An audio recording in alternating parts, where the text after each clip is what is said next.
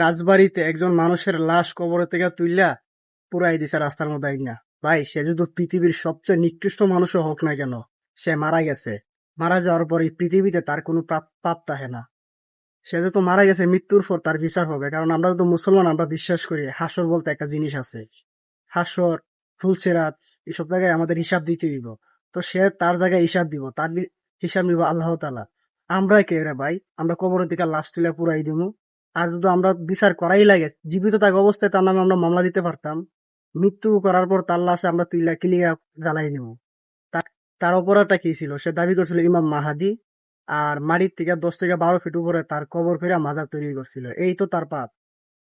ইমাম মাহাদি তো এখন পর্যন্ত অনেক মানুষের দাবি করছে, আর মানুষের কি এবার জ্বালাই দিছে? এটা তো ঠিক না। এটা কি ঠিক? এবার একটা মৃত মানুষের লাশ জ্বালাই দেওয়া বাংলাদেশের ইতিহাসে কখনো ঘটছে বলে আমার মনে পড়ে না।